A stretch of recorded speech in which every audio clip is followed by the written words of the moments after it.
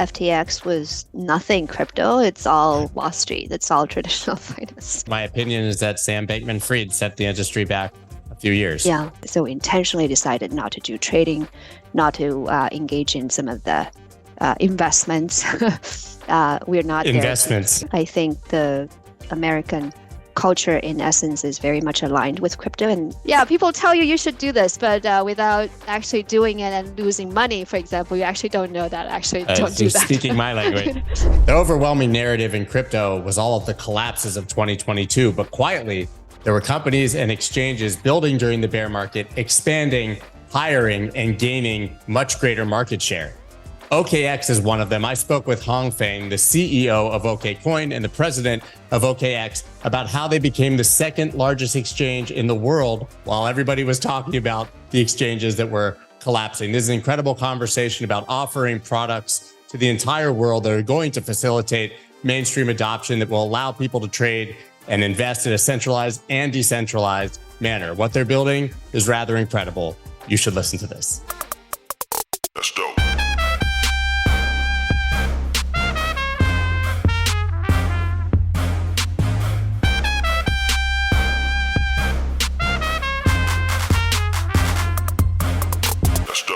You're the CEO of OKCoin and the president of OKX, which the obvious first question is, do you ever sleep?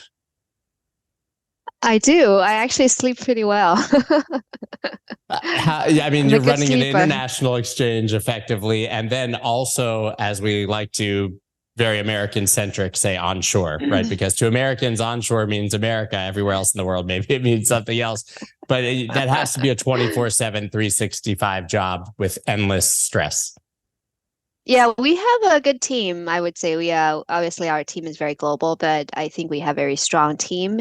And we have also been lucky that over the last year, when the industry went through volatilities, we previously have been managing our counterparty risk very well, so we didn't have those stress. And we know exactly what we need to work on and have been hiring very aggressively in very specific positions where we want to hire. So we have been able to grow our team very strategically and keep picking up strong talent. So I would say I'm blessed and grateful for the team that we have. Wow. Yeah. You touched on the volatility. Some would call it contagion. Some would call it winter or outright collapse of last year. So you said that you've obviously been hiring aggressively in a time when most people have been scaling back or failing. And so not even on the team side, you've also now become the second largest exchange in the world, effectively, right? So how were you able to continue to be successful and to grow while there was so much contagion and failure in the industry? Yeah, I think it really goes back to how we think about the business and what our role should be. I think our definition of crypto has always been that it's a tech company, it's a tech industry, it's a tech-driven industry. And for us, what we do as a business is also very tech-driven. We always focus on pushing for product innovation, focus on managing risk, focus on not taking the balance sheet risk or financial engineering ourselves. We never engage in those type of situations. So I think it's all because of that. That along the journey, we've been making right decisions. Really building our product on the crypto native side. We really build our wallet, right? Web3 wallet, pushing all the kind of innovation that we can on toward a more trustless system, a non-custodial wallet, more trustless a way to verify reserve, the POR program that we put out.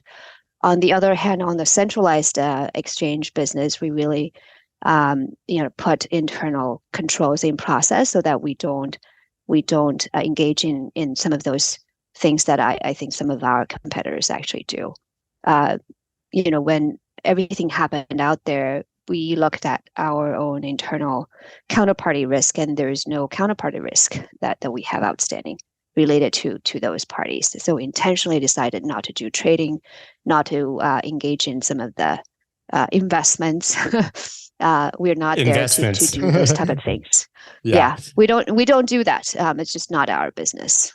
You're not quietly operating a hedge fund or counter trading against your customers. Is basically what you're saying in a very nice and political manner. Right. Yes. And so you talked about the technological innovation and viewing it as a tech company effectively and as a tech asset class, which I love, because I think a lot of centralized exchanges focus solely on that model. But you seem to have effectively decided to disrupt that model, even though you're running a centralized exchange, by offering the full breadth of services that exist within crypto. I don't think anybody else has done that to the extent that you have. So can you talk about, A, why you've decided to double down on the decentralized side, and B, what products you're then offering or you have on the roadmap to continue that process? Yeah, absolutely. I think the future of decentralization is always a vision that we have. Obviously, there's before we get to a fully decentralized future, I think there's also debate of whether everything can be fully decentralized. There's always a interim where you have to have that connection point, and the centralized exchange is that connection point at this point, right? To welcome people on board and introduce people from the legacy system into the new system. But for us, for our platform, we really think about providing options, offering choices to our customers, and giving people the ability to choose what they want, helping them to make those choices and take control in their own hands. And that's our firm belief.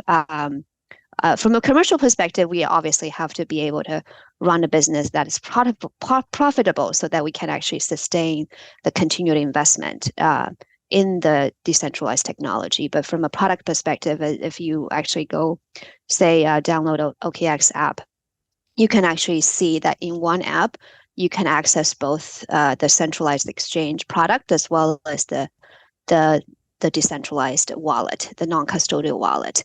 And on the non-custodial wallet, you can actually access a whole list of things in addition to the ability to save assets, to quote unquote house your own crypto assets across 50 plus chains.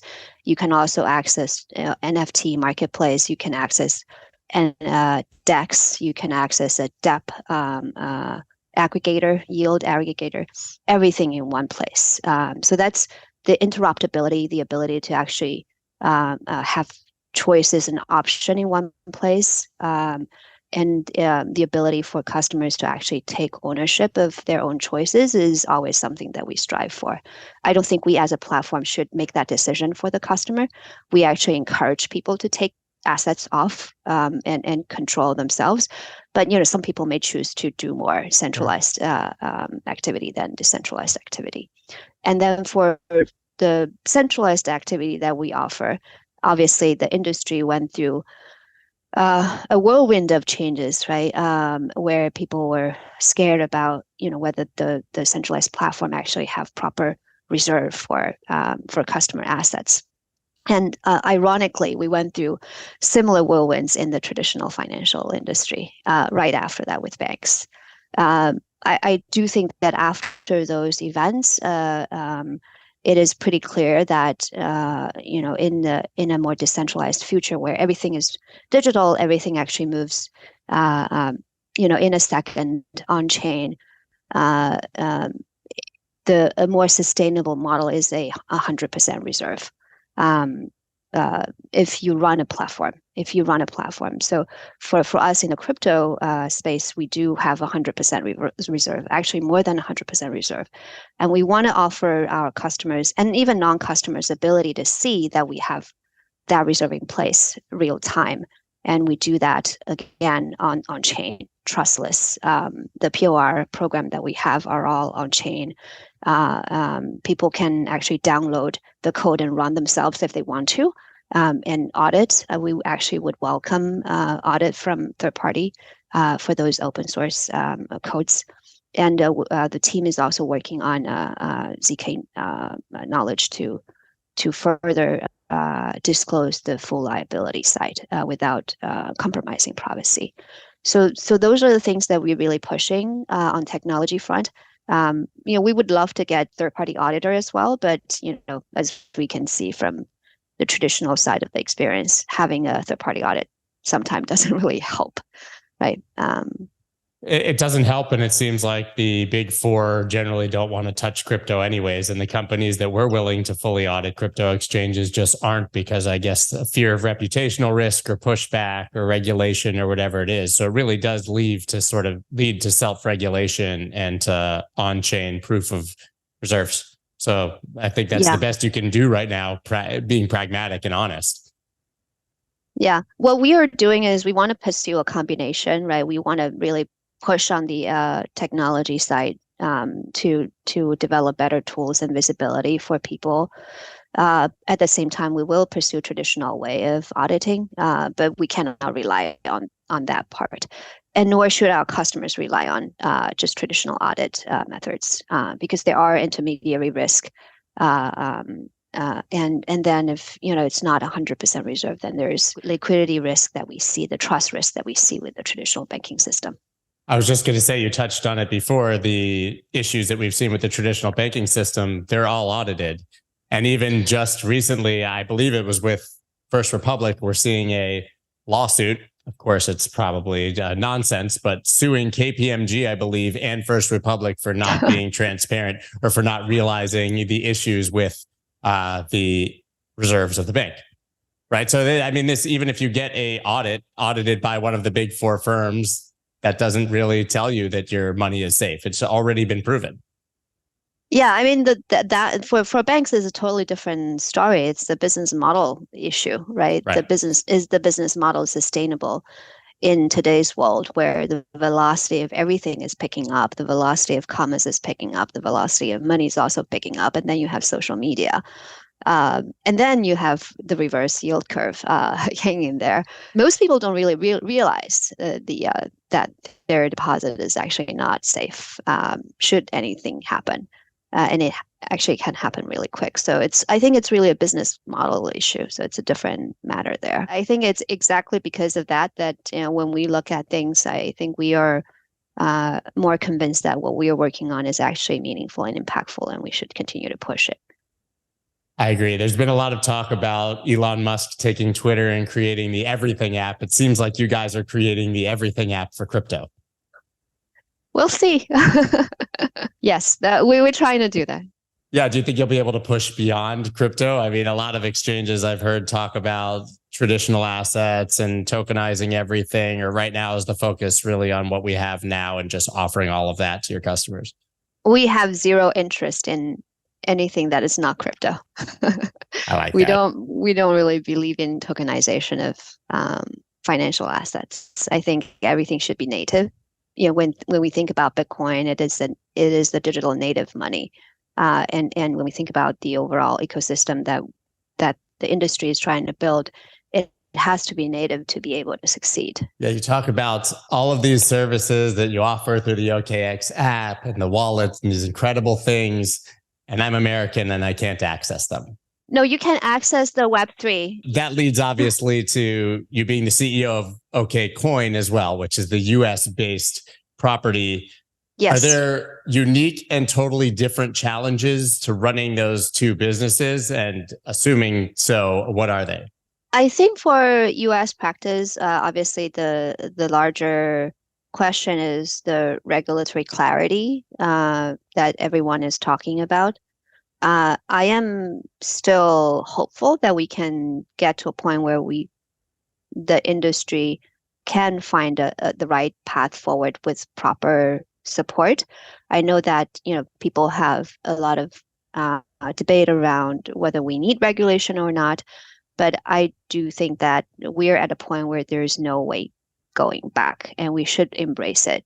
We should embrace regulation, at least regulatory clarity, so that there's a proper framework for entrepreneurs and engineers and developers to actually build for the future. We know what we can do and we know what we cannot do instead of being pushed offshore, like what we've seen. Some of the names out there have been announcing that they're going offshore.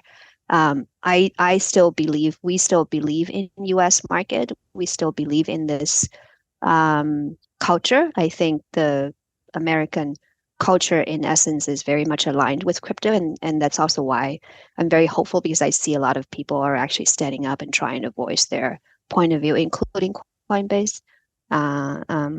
So I think there is still that playing out. For us internally, we are really focused on building the product.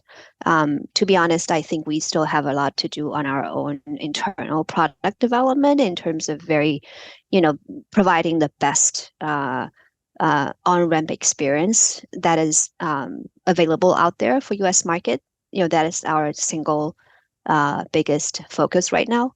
All the payment experience, risk management experience, how to actually balance that for us. That's something that we're focused on at this point. I'm less worried about crypto innovation, because I think we have actually a lot that we can offer with the Web3 initiatives that we have on OKX side that we would like to ultimately offer that as a whole package to the US markets. A lot of the DeFi earn that we used to offer on OKCoin side, in the future, we would like to bring it back as well to the market. Right now, we're temporarily pausing it as we focus on building some of the other pieces internally. But I'm very hopeful that US market will continue to be a strong market for crypto. I don't think that the regulatory ambiguity will last forever, but we'll see. What do you think? I tend to agree. I think that it obviously can't last forever. And I don't know if it just takes regime change or some sort of large, black swan event of some sort to really push the needle. I mean, I hate to say, but my opinion is that Sam Bankman-Fried set the industry back a few years. Yeah. Because I think that the tone before FTX's collapse, even after Voyager and BlockFi, well, I guess that technically came later, but they were already having issues in Celsius. I think there was still generally a positive tone from the government. Yeah. We had the Lummis Gillibrand Act proposal and quite a few things. And I think now they just have egg on their face and they're embarrassed, and they've taken the completely opposite tack because they're afraid politically that they can't support it. That's really my sad, unfortunate opinion. The ironical fact is that what actually failed FTX was nothing crypto. It's all Wall Street. It's all traditional finance. Yeah. There's nothing crypto about it. There's nothing crypto about it. But I do hope that we can get past it. And us from our perspective, we're not stopping in our building for the US market. We're still building for it. We are here. We will continue to invest in this market. How challenging has the banking situation been for you on the US side? Because we've obviously heard quite a few stories, some vetted, some unvetted, about choke point 2.0 or difficulty finding banking relationships after Signature, obviously, and Silvergate disappeared. So has that been a challenge on your side? It is. It has been a challenge. I think as what we've seen with other parts of the industry. The matter of fact is there are not a lot of banks that actually service crypto industry and service them well. And unfortunately, we lost 2 plus 0.5 maybe overnight. There are still banks who serve crypto out there, but I think we'll take time for them to actually develop that infrastructure as what Silvergate and Signature have been able to, and get back to where we used to be. So there is a little bit of a fluidity there, but we are dealing with it. I think this is a part of entrepreneurship and part of building an industry. You just have to work through it and adding more access and resilience into the system, into our own system, having more diversity, having more choices, so that there is more backup. I think that's a lesson learned for us as well. we cannot take things for granted, even in US, or maybe Sure. particularly in US. Especially in the US, I was going to say, unfortunately. Especially You talk about the banking infrastructure. So I guess there's some different aspects of banking for the crypto industry that people don't understand, right? I mean, there's simply where you can hold your accounts, but then there was, Signet and Sen, which were the actual settlement networks. Yeah. Is that what you're talking about when you say it will take time for the infrastructure to be rebuilt? Is it that sort of on-chain side? Yes. Yeah. I mean, Signature and Silvergate, they have their own internal settlement network that actually has been very helpful and efficient for the customers. Again, from our perspective, we at a platform, we are agnostic in terms of how customers want to settle their assets or where they want to hold their assets. We actually welcome our customers to take assets off our platform or settle in other places, as long as there is that infrastructure available. And we're happy to develop that infrastructure in partnership with other players. But yeah, to your point, yes, that's part of it. It's very fragmented. Without those, it's up to different exchanges to do that. I think there are some banks out there who are trying to develop that as well. But again, I think it will take time. I agree. So you are one of the first guests I've ever had who just outright said, I don't believe in tokenize everything. Right. And then it should be native. So I should probably qualify that as my personal point of view. Of course. But that's interesting, because I think for, Web3 and people obviously who have believed in NFTs for a long time, that's been one of the bigger narratives in crypto, is that we can effectively bring everything on chain, transact party to party, eliminate third parties from those transactions. So what about the idea of tokenizing everything doesn't resonate with you? I should say tokenizing everything resonate with me in only in senses where if we have more nativeness in that. I don't believe in tokenize as stock. I don't believe in tokenize a real estate securitization portfolio. I think that is basically a solution that is trying to find a problem to be solved. I do think that there are room for more on-chain or token for other things, including an NFT. I think there are actually signs of how NFT can be further utilized in real life use cases in the future, while still being native. But I think that the rounded NFT wave last year, there is a mix of hype and a glimpse into future. Probably, like every other innovation is probably 80-90% hype, and then 10 or 5% glimpse in the future. But I do see that there are potential in how NFT in itself can actually introduce something interesting in from business model, from use case perspective. But there are nativeness that I think need to be required, i.e., on-chain development of how actually some of the online activities can be captured seamlessly into a token or NFT. Then that can be reflected and captured in value. So I think whenever there is a connection that we have to make between on-chain and off-chain, that's where the quote-unquote tokenization can be a bit more challenging. But if, for example, when it comes to, that's why we see crypto being successful in financial system in the first place, because, financial system is all digital on-chain. I think that's also why, the traditional idea of probably seeing more disruption in social media, in gaming, and some of these more natively digital pieces is probably where we can see a little bit more breakout. But I don't believe in tokenizing financial instruments.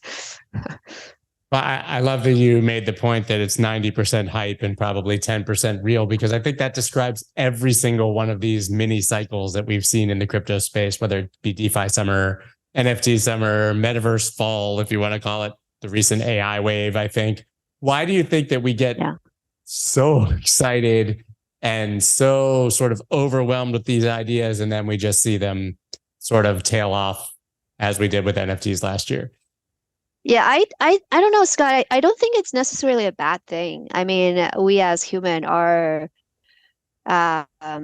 imaginative, right? We actually want something good and better and best before we even know what actually it is and what it entails.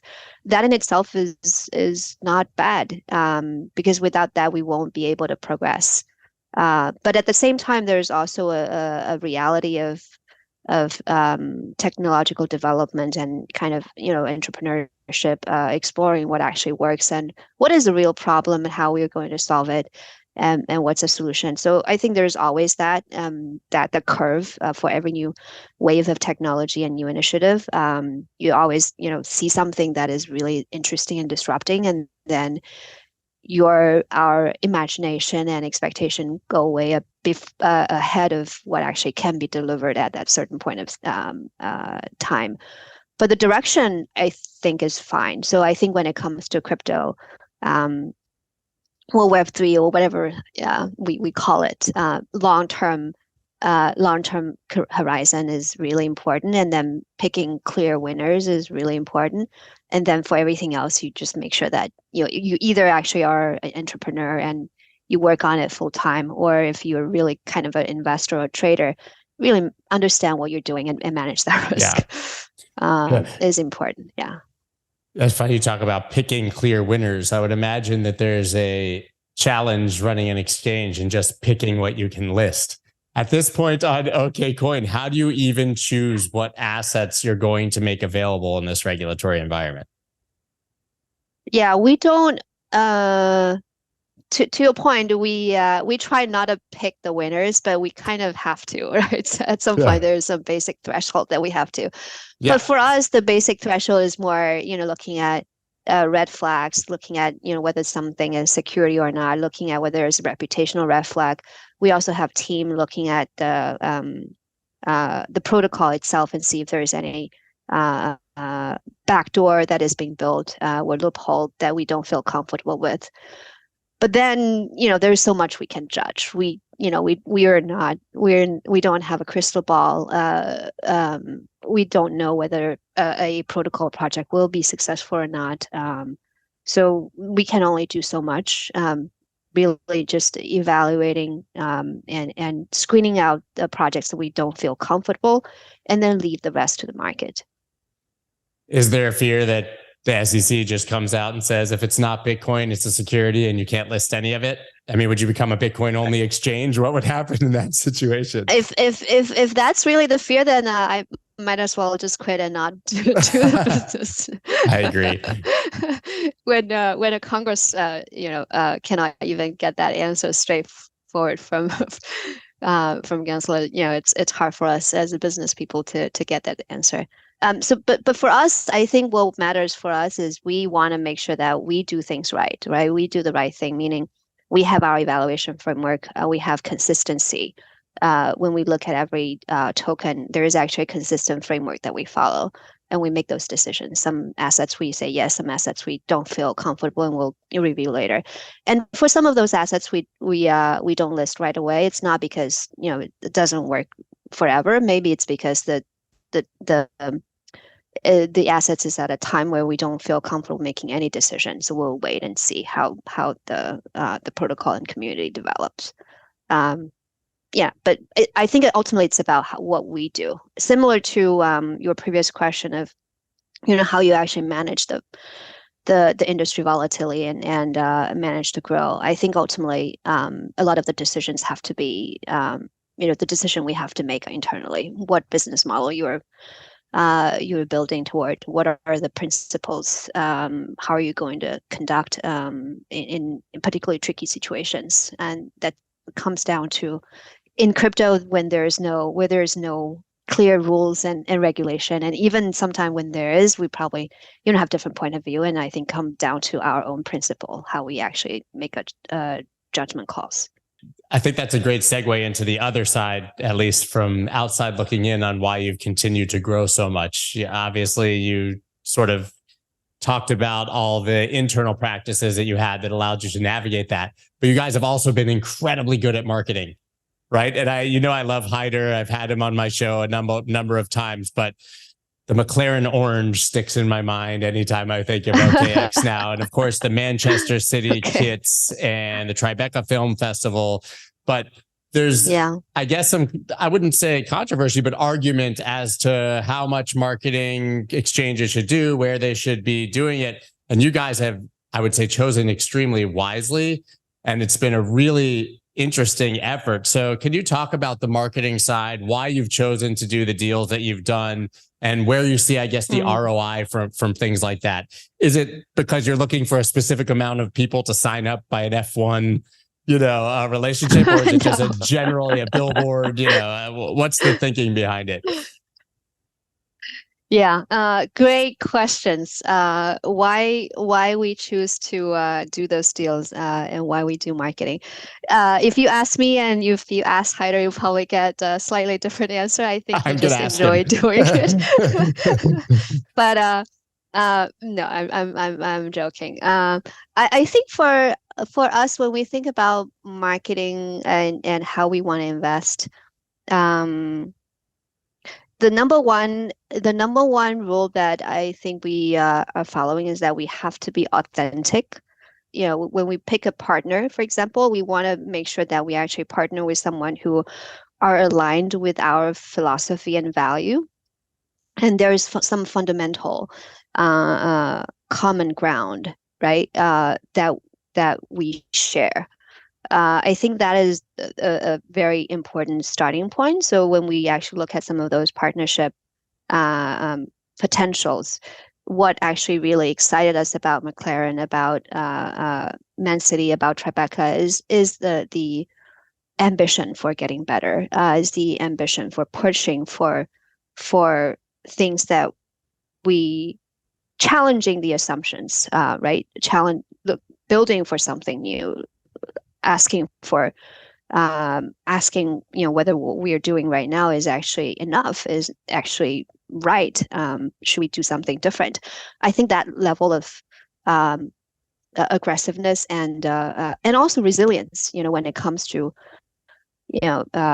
sports, resilience is very important. And I think that those two, passion for change and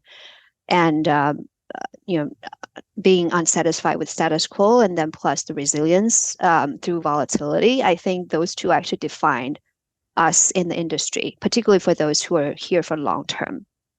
So I think that level of authenticity is really important. And when we decide to go with those partners, I think there is a level of spiritual alignment, value alignment with senior leadership on those partners for us.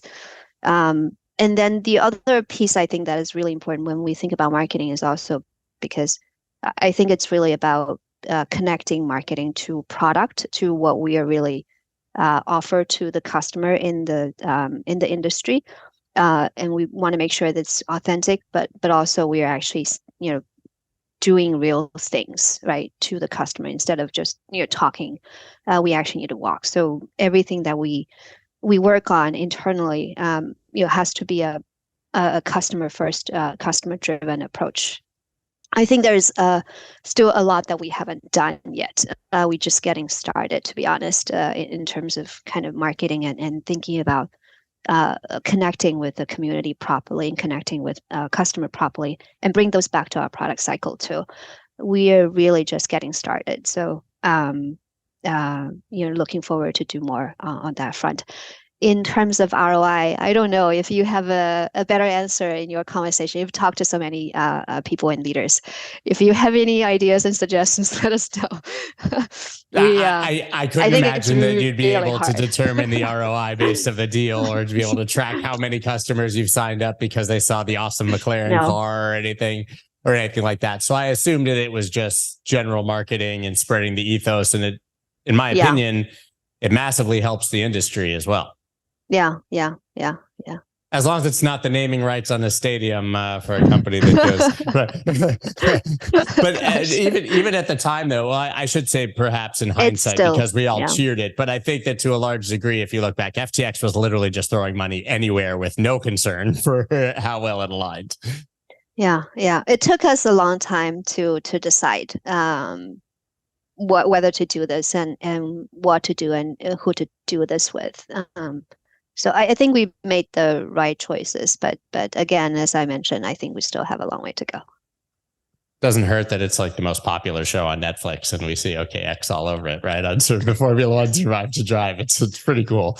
I was never into Formula One at all until I watched that show, actually. And then honestly, I went to Token 2049 last year. And because I happened to stop at the OKX booth, I met Daniel Ricciardo, the driver, because you guys had him there. And that's when I got super excited about Formula One. So it even worked on me. I didn't know anything about Formula One until last year when I was in Singapore at your booth. Yeah, I was new to Formula One too, and I didn't realize that it is such a technology-driven business. There are a lot of technical details that go into it. Like everything else that we do, I think details really matter, and for them, detailed consistency and constant optimization really make a huge difference. And I think that's another thing, right? With Formula One, with Man City, with all our other brand ambassadors, what we see there that is pretty consistent theme across the board is that your focus, your consistency, and persistence in working on some of those details, attention to details is really make a huge difference. And I think the same can be said for crypto, for trading, for hodling, whatever you're doing, right? So I think that is something that is more around kind of the brand authenticity that we want to build around and relay to our customers too. Obviously, this market goes in cycles. Anyone who's been here for a while has maybe not been as surprised by this bear market as people who are new to it.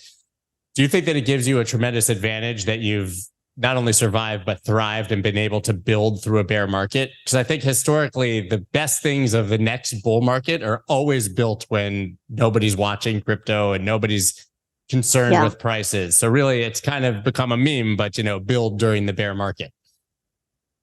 I do believe in that. We have been around for a long time, right? We have OKCoin started in 2013, 14. OKX was founded in 2017. So collectively, we have been actually through multiple rounds, multiple cycles. And every down cycle was the time for us to build, for us to transform ourselves. And we are in one of those very great moments internally. So we actually treasure this kind of downtime because this is great for us to focus. Internally, we have quite a lot going on right now. But again, one of the major focuses around technology. We are investing a lot in Web3 technology and improving our web wallet. Recently launched our MPC feature for the wallet, which I believe is huge because it actually makes it easier for crypto native to really try the non-custodial part of the industry.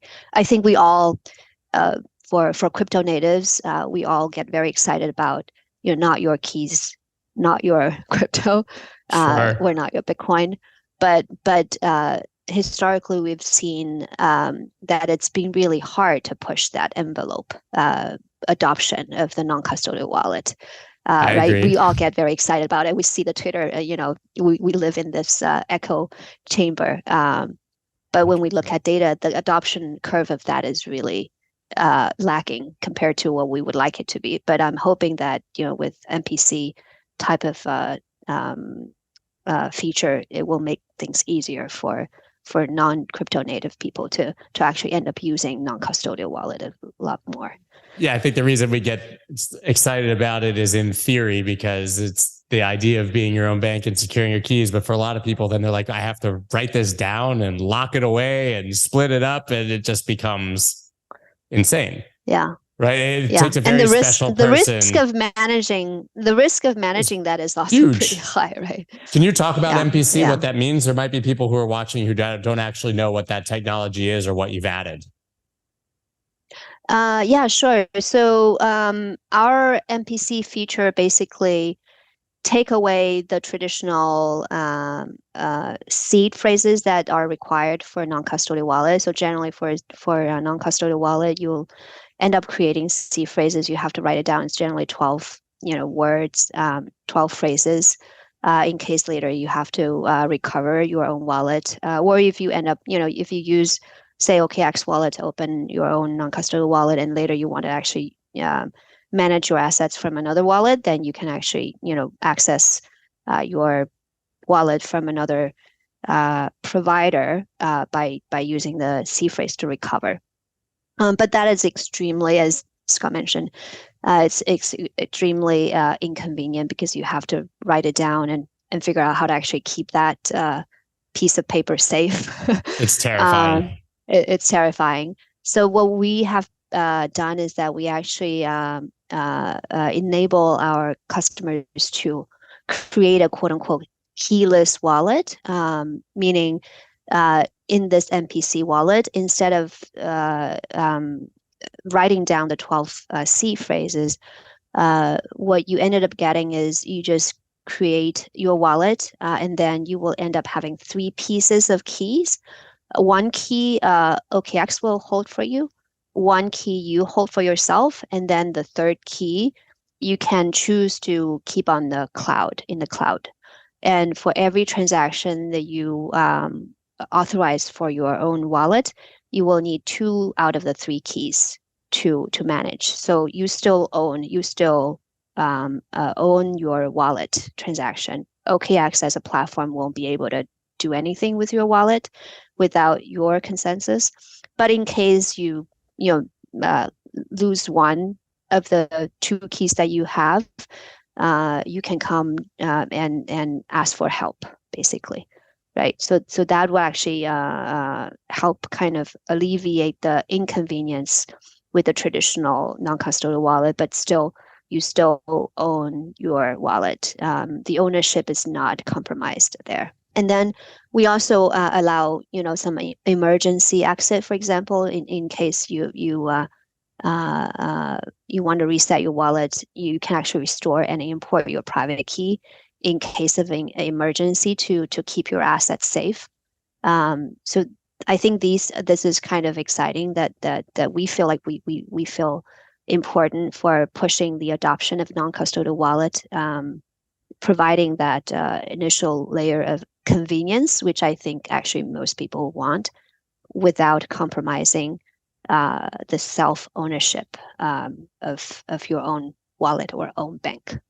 Yeah, it's the perfect hybrid. I've been using Casa multisig for years for my Bitcoin, but there's never really been a great solution that I've loved for anything else. And even, 3 of 5 multisig is scary because you're geographically distributing all of these things and you have to go chase them down. So MPC is really one of the most exciting technologies because it really abstracts away some of that, the terrifying parts that we were discussing before. Yeah. So that's a huge innovation you've added. What else is on your roadmap that you're excited to release? What are the things that you're most focused on that you think need to be included in the platform or the wallet, in the next 6 months, year to 2 years? Yeah, a big piece of our wallet is around interoperability. I think that is probably the underlying belief that underpins our product development on the non-custodial, on the Web3 side. Meaning, we continue to add various support of the chain out there for both our wallet as well as the MPC capability. We will be adding Lightning to our Web3 wallet as well. Right now, we do support Lightning on the centralized exchange side. We will be adding that to the wallet as well for Lightning, so that people can actually manage both Bitcoin as well as other assets, and actually end up using that if they choose to for payments. We obviously have ZK zero knowledge technology that we are actually pushing forward. We also have a few other pieces that are in pipeline. I'm not going to talk about it yet because you probably see, if you haven't realized, that our style is not to talk too much about certain things until we are 90% there or 100% there or even 120% there. We always have internal debate of whether we want to tease certain pieces, but at this point, we're still kind of, more conservative in terms of what we actually talk about. But we do have quite a few things on the roadmap that we are pushing very heavily on. So you're saying you don't do announcements of announcements like we've seen in the industry? Yeah, that's right. When we say we do Lightning, we do it. We already actually pushed out for POR, same thing, zero knowledge. When we talk about it, it's pretty certain that we're actually doing it. And if we do pre-announcement, it's 1 month away. We know exactly what we're doing and can launch. With some of these features, have you been, I guess, either side, have you been surprised at how popular they've been, or have you been surprised with any of them that there's been really no uptake or adoption? That's been one of the criticisms of Lightning that I've heard quite a few times, actually, is that in theory, people are very excited about it, but then the platform uses it and it doesn't happen. I mean, even when Strike, was added with Lightning payments to Twitter, and then that seemed like huge and nobody really used it, right? Yeah, we added Lightning in 2020, I believe. So I think that's one of the area where we see continued adoption, but definitely the adoption curve is behind the expectation, which probably makes sense because there's still a lot of constraint in both the operation of the network as well as real use cases. How far it can go. Non-custodial wallet, I think, again, similar to I think what we talked about before. Conceptually, we would love to see it being picked up right away by millions of people, right? Particularly after the bank failure. But in reality, I think the adoption curve is take a bit more time. But from our perspective, I think the direction is right. It probably takes a little more patience and education, and also external factors the stars have to align, so to speak. So we are okay with waiting a little bit and investing and gradually, and then suddenly. So we are hoping that by investing in some of these tracks long term and doing it day in and day out, at some point it will pick up. You talk about external factors, and I kind of giggled because in my mind, the sad truth is we just need prices to go up. Right? I mean, it's one of those things we talk about building in a bear market, but the reality is you just need a bull market, and then everybody will be excited about these things. Yeah, but I think it go hand in hand, right? Because in a bear market, you actually end up building. You realize that what actually works and what doesn't work, and actually end up building pieces. And in bear market, the real believers actually stay behind and actually focus on building. And yes, to your point, in bull market, when the price goes up, a lot more new interests come in. And that's where I really have a lot of respect for both hodlers and builders and traders, because without traders and speculators, we are not going to be, proceed. Right. But you look back even just at the last bull market, and I think one of the biggest problems that caused a lot of the contagion and issues was that platforms had not built the infrastructure during the bear market that they needed to scale during the next bull market. And so they were woefully behind, and a lot of things slipped through the cracks. I mean, when I spoke to CZ at that time, can't remember, I had him on the podcast, but it was really at the heart of the bull market and the Doge cycle. And he said, I'm doing customer service calls. There's not enough people in the world for me to hire and train in time to handle the customer service. Voyager, he told me, we have a 3-month, 4-month, of course they collapsed, 3-month, 4-month waiting list, for people to onboard because we just can't even service these people. So if those platforms you can't anticipate the scale of the bull market, but if they had built all of those structures in advance, then we probably wouldn't have had a lot of the issues that we had during that next market. Yeah, it's a learning process for all of us going through different cycles. Every cycle we learn something new, and for us internally, again, we also learn a lot from the last cycle. And coming out of it, we realized that we want to continue to invest in product, both external product for the customers as well as internal product, to be able to allow us to deal with some of those challenges more effectively without throwing bodies at the problem. So that's where we have been focused on right now. Right. Both the external product serving the customer, and then internally, how we actually learn from our past challenges and failures internally, and invest in those internal tools to improve operational efficiency, to improve the balance between business growth and risk management, improve customer communication effectiveness. A lot of that, actually, there's a lot of detail that go into it, end to end. It's like, doing puzzles, building Legos. You have to actually build the groundwork really solid. But without making mistakes, unfortunately, we don't learn as human people. People tell you should do this. Yeah, people tell you should do this, but without actually doing it and losing money, for example, you actually don't know that. Actually, don't do that. Speaking my language. You're speaking my language. I've told my story way too many times, so you obviously should know that by now. How much of all these things that you're building, if you're trying to differentiate between potential institutional business and retail business, how much of it is being built for each, or are you, solely focused more in one area than the other? I think there's a lot of infrastructure sharing between the two, but at the same time, different customer segments also have different, very bespoke needs. For us, we believe that we have to really go local and go vertical to really listen to customers and build based on what they actually need the most. So we do have team focused on institutions and focused on retail, but at the same time, there are infrastructure layer, product architect, internal tools and system, and external network that we have to build that will also benefit both segments. So so we're doing both, so to speak. We just have different people doing different things, but we are investing in all key areas and have been very busy.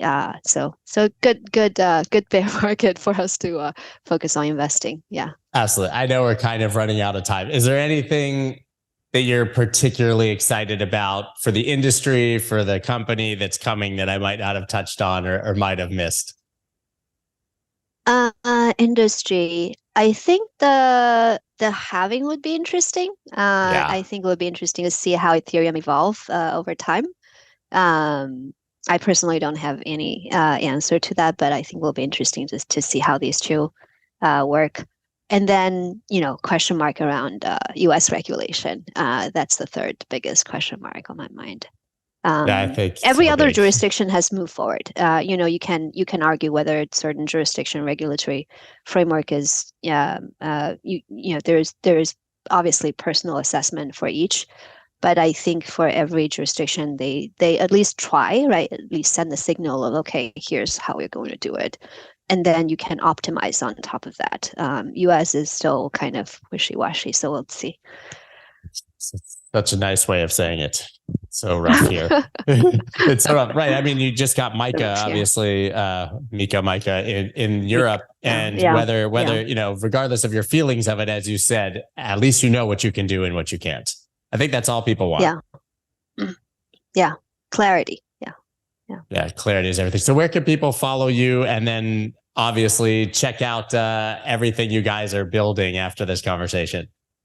Sure. I'm on Twitter. My handle is HFangCA. I'm actually keeping a open DM, so would welcome feedback on product for either OKX or OKCoin. Happy to chat. That's always very brave to keep the DMs open. I go back and forth. Never know what's going to come in there. You have a larger follower than I do, so I'm okay there. Well, hopefully you only get very positive feedback and no angry people in your DMs. I'll hope for your sake. We do have a lot of feedback, and I actually appreciate that. A lot of the customers actually, when they run into challenges, they reach out, and we use those opportunities to identify internal hurdles and fix some of those issues. So, yeah, we do get that, and we appreciate having those. I'm glad we finally got to chat in person instead of just in Twitter DMs. It was really a pleasure. And I hope we can do this quite a few more times in the future. I love having members of your team on, like I said, as well. So I really look forward to speaking with you again in the future. Same here. Very, very happy to be on. Thank you for having me. Thank you. Thank you, Scott. Thank you.